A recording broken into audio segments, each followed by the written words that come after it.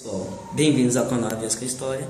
E esse vai ser o primeiro vídeo que não vai falar de aviação e sim sobre história. O primeiro assunto vai ser o Congresso de Viena.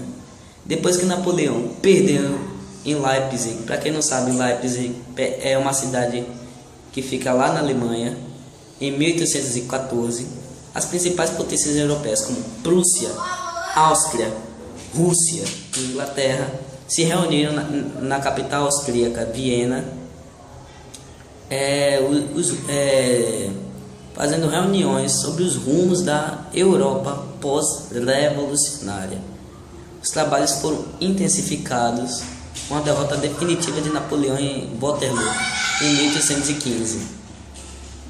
O principal objetivo do Congresso de Viena era reorganizar e remontar as fronteiras que tinham sido afetadas pelo Império Napoleônico. Exemplo, o Sacro Império Romano Germânico, que era um estado manipulado pela Igreja Católica, pelo Papa, que naquela área hoje abrange a Alemanha.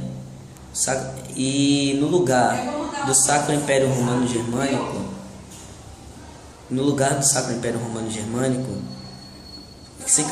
foi criada então a Confederação Germânica, feita pela Itália, abrangia a Itália, os pequenos reinos germânicos e a Prússia e o norte e parte do norte da Itália.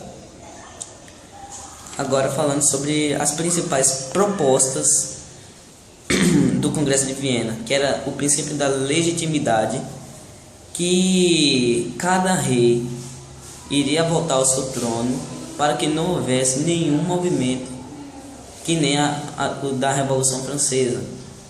Eles queriam que todos os países europeus voltassem a ser absolutistas. Mas falando de absolutismo, por que a Inglaterra está nessa onda? Se a Inglaterra é um país burguês, industrializado, neoliberal e a monarquia não era absolutista. Por quê? Porque a Inglaterra estava querendo reconquistar os seus mercados, os consumidores que tinham sido afetados no bloqueio continental.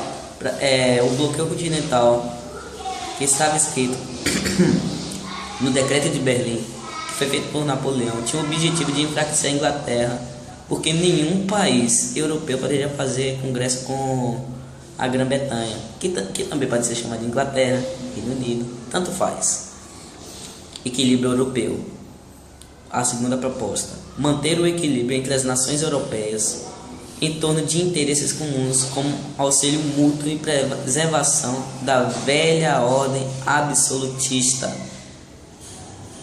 A Santa Aliança: formação de um exército internacional conforme a proposta do czar. Czar é imperador em russo. Alexandre I, apoiado pela Prússia e pela Áustria, que se comprometia a intervir onde houvesse qualquer movimento que fosse contra o absolutismo monárquico. A França, ela foi condenada a pagar indenizações às principais potências europeias. Uma coisa que esqueci de falar aqui sobre o princípio da legitimidade. Essa tese foi defendida por Talleyrand, pelo francês, que representava a França no Congresso de Viena, e impediu que a França fosse dividida entre as várias potências europeias. Mas agora os principais desdobramentos. Durante a década de 1820, o exército da Santa Aliança começou a fazer intervenções em alguns países europeus para abafar movimentos liberais que contestavam a restauração do antigo regime. Por essa causa, as Américas espanhola e portuguesa também deram início ao seu movimento de independência em relação às suas metrópoles, política e militarmente desgastada. A Santa Aliança tentou intervir nas Américas, mas foi esbarrada pela defesa dos Estados Unidos em prol da América com o lançamento da doutrina Monroe, a América para os americanos. Aos poucos, a Santa Aliança deixou de existir, pois em seus próprios países começaram a eclodir movimentos liberais, exigindo com isso gastos militares que, somados aos gastos para as intervenções externas, estavam minando a economia dos respectivos países. Espero que tenham gostado desse assunto. Um abraço e até breve.